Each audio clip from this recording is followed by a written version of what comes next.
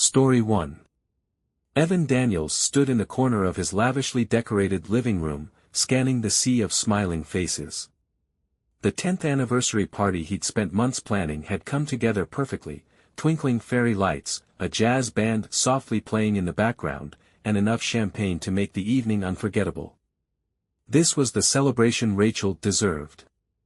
Rachel, his wife of a decade, floated through the crowd with practiced grace, a vision in her midnight blue dress.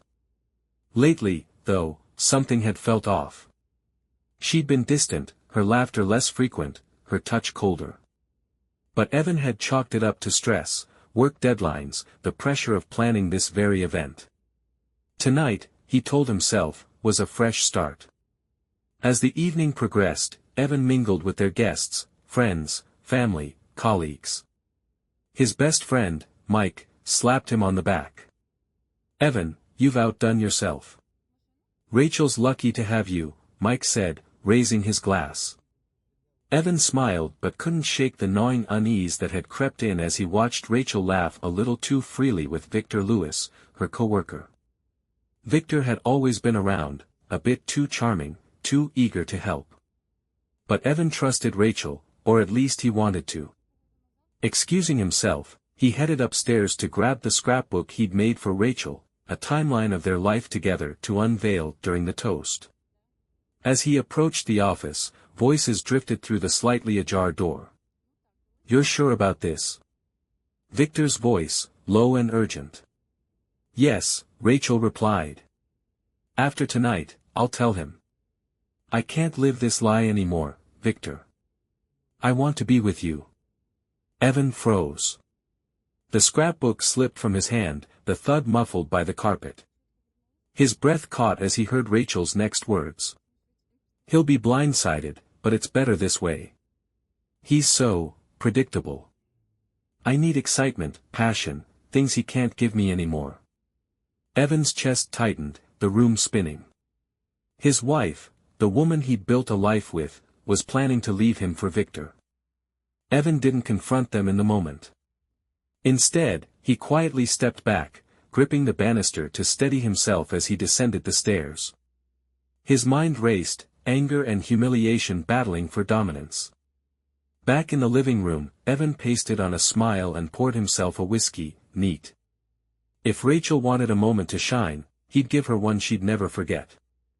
At the peak of the party, Evan clinked his glass, commanding attention. The room hushed, all eyes on him. Rachel stood beside Victor, her smile faltering slightly as she caught the edge in Evan's voice. "Ladies and gentlemen, thank you for being here tonight to celebrate 10 years of love and commitment," Evan began, his voice steady but cold. Rachel shifted uneasily. "Rachel, my dear wife, has always told me how important honesty is in a marriage," Evan continued, his eyes locking on hers. "So tonight, I'd like to share a truth of my own." Murmurs rippled through the crowd. Rachel's parents exchanged confused glances. "It's not every day you find out your wife has been having an affair with someone she works with. Victor, why don't you take a bow?" A collective gasp filled the room. Rachel's face drained of color as Victor's smug confidence melted away. "Evan, stop." Rachel pleaded, stepping toward him, but Evan held up a hand. "No, Rachel. You wanted excitement, passion. Congratulations, you've got the spotlight now." As the crowd erupted into whispers and gasps, Rachel's mother covered her mouth in shock. Victor made a hasty retreat toward the door, muttering excuses, but the damage was done. Evan handed his glass to Mike, whose jaw was still slack with disbelief. He left the room, shutting the door on the chaos behind him. Sitting on the edge of the bed upstairs, Evan finally let the weight of the moment crash over him. His hands shook as he rubbed his temples. The woman he'd loved, the life he'd worked so hard to build, it was all a lie. But then, a quiet knock at the door interrupted his spiraling thoughts. It was Mike. "Man, I don't even know what to say," Mike began. "But you handled that like a pro. You didn't let her humiliate you." Evan nodded, his throat tight. "Look," Mike continued, you've got people who care about you. Don't forget that. For the first time that night, Evan felt a flicker of strength. By morning, Rachel was gone, likely hiding out with Victor. Evan wasted no time.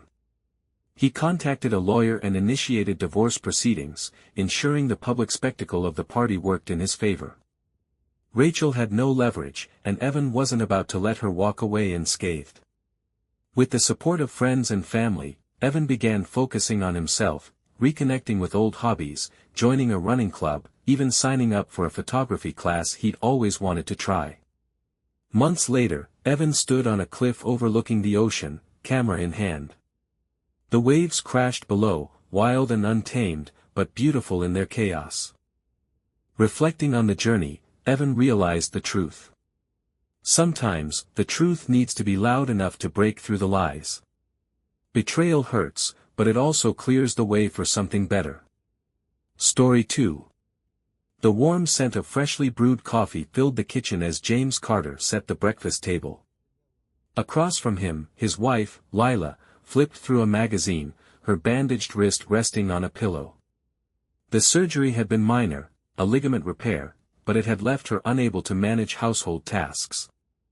That's why Sofia Martinez had entered their lives.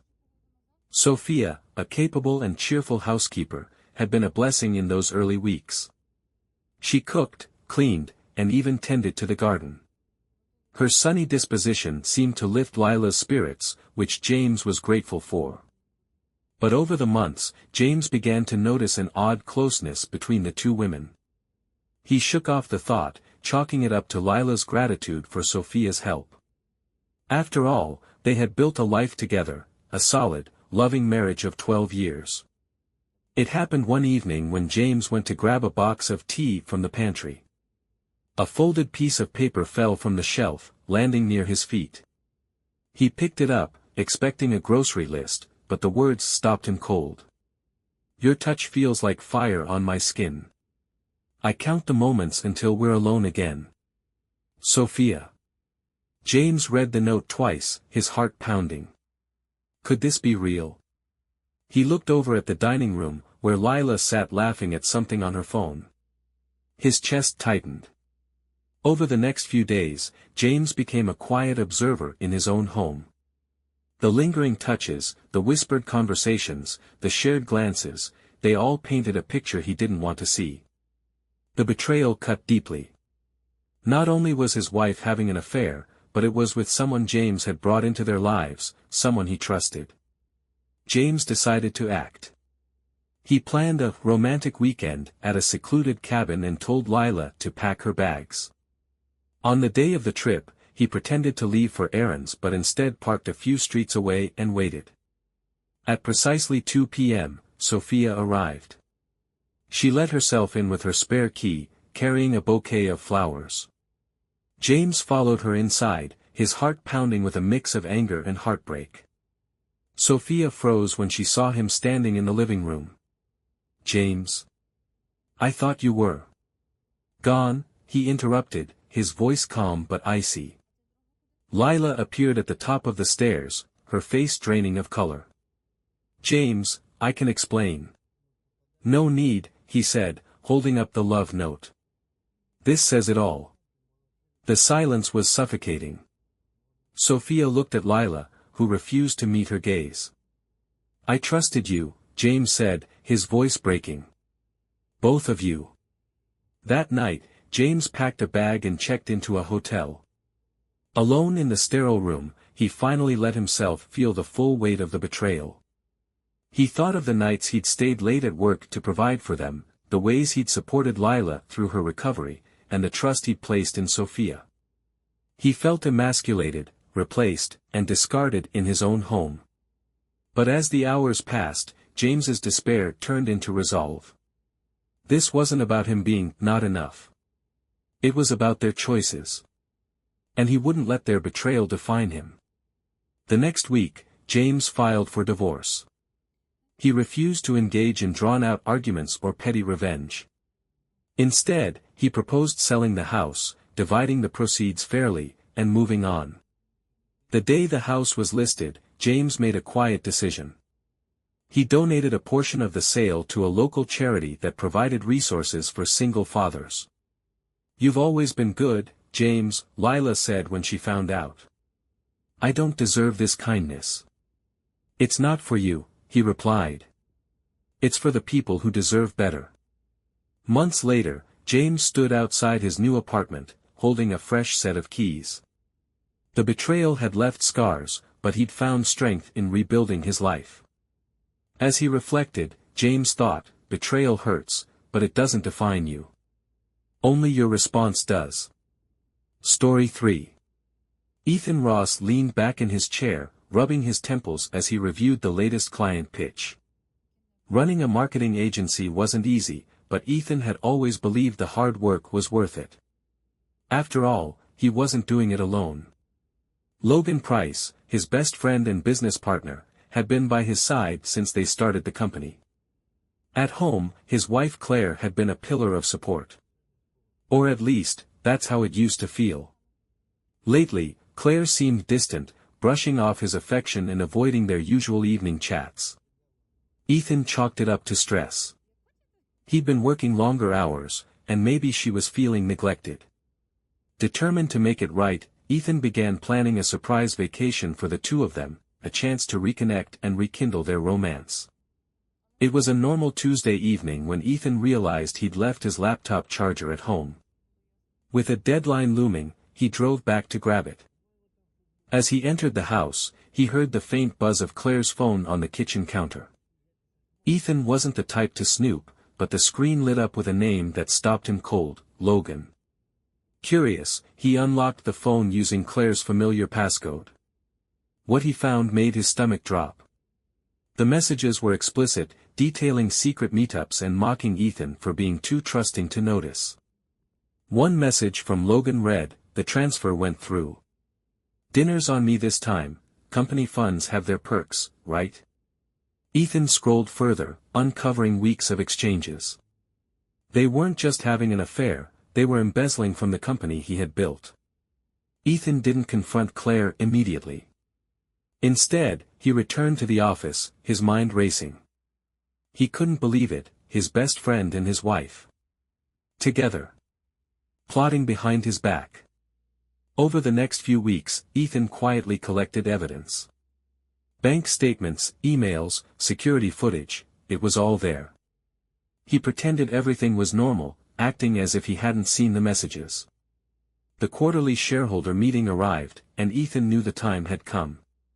Claire accompanied him, smiling brightly as if nothing were wrong. Logan greeted him with his usual confidence, patting him on the back.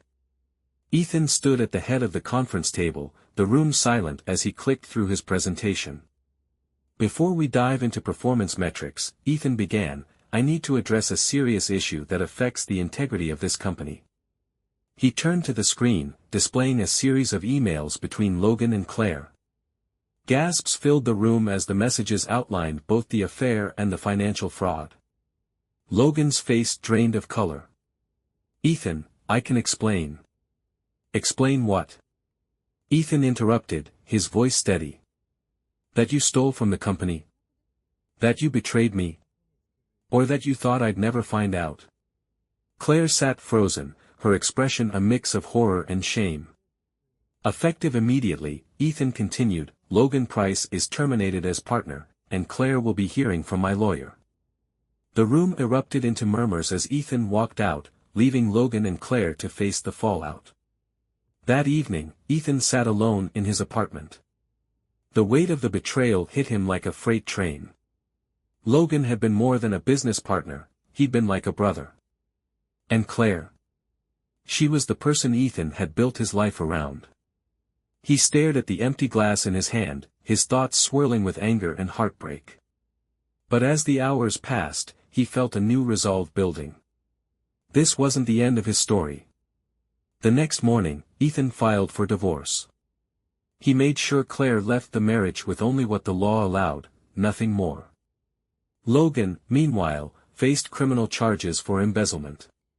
Ethan poured his energy into rebuilding the company, reconnecting with his colleagues, and mending relationships that had been strained by Logan's schemes. Slowly but surely, the agency began to thrive again under Ethan's sole leadership. Months later, Ethan sat in his office, the hum of productivity filling the space. The company was thriving, its success a testament to his resilience. Looking out the window, he reflected on the lessons he'd learned. Trust is precious, but never let anyone blind you to reality.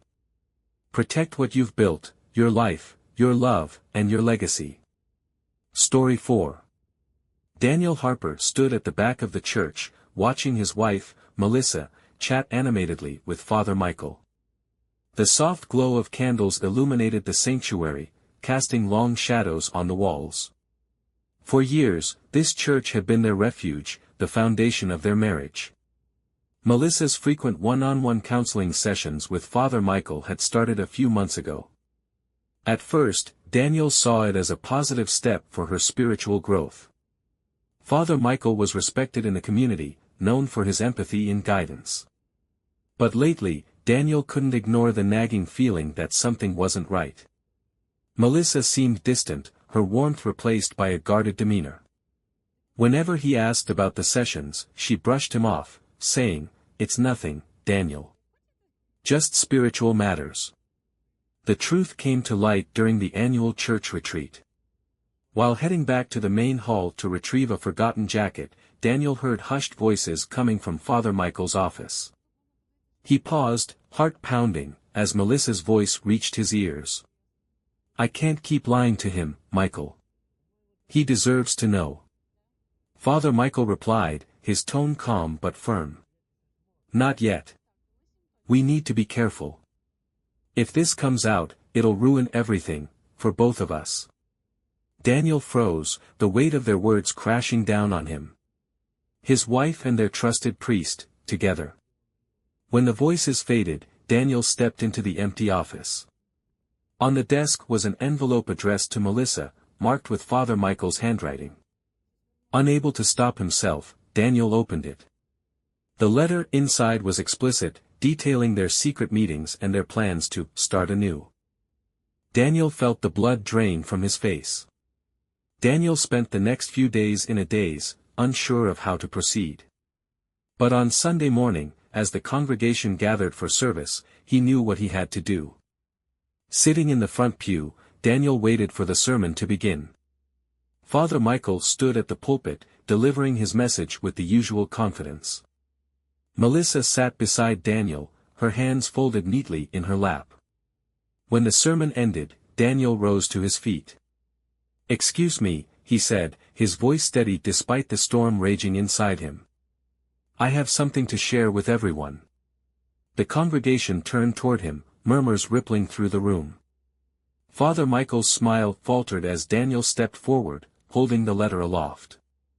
"This," Daniel said, his voice rising, "is a love letter from Father Michael to my wife." Gasps echoed through the sanctuary. Melissa's face turned ashen, her hands trembling. For months, these two have been meeting in secret, betraying not just me, but the trust of this entire congregation. Father Michael tried to interject, but Daniel silenced him with a glare. "Save it. I have the proof. This church deserves better than a man who uses his position for personal gain." The confrontation sent shockwaves through the community. Melissa fled the church in tears, and Father Michael was escorted out by members of the congregation. That night, Daniel sat alone in their now empty home. The betrayal had left him shattered, not just as a husband, but as a man of faith. How could the person he trusted most and the leader he admired have done this? The following weeks were a blur of anger and despair. Friends from the congregation reached out, offering support. Slowly, Daniel found solace in their kindness and in new connections outside the church. Daniel knew he couldn't stay in the same community that now felt tainted. He left the church, filed for divorce, and reported Father Michael to the diocese. His actions sparked an investigation, and Father Michael was removed from his position. As for Melissa, she sent a letter apologizing for her actions, but Daniel couldn't bring himself to respond. Their marriage was over, and he needed to focus on healing. Months later, Daniel stood at the edge of a serene lake, the sunrise painting the sky in shades of orange and gold. He felt a quiet peace he hadn't known in months. Reflecting on his journey, Daniel thought, faith isn't in people, it's in your ability to rise after you've been broken. Story 5. Kyle Bennett shuffled the deck of cards at the head of the table, the hum of laughter and clinking beer bottles filling the room. Poker night had become a tradition, a sacred weekly ritual with his closest friends. At the center of the camaraderie was Derek Mason, his best friend since college. Emma, Kyle's wife, often floated through the room during these games, bringing snacks and cracking jokes. Lately, though, her behavior had shifted.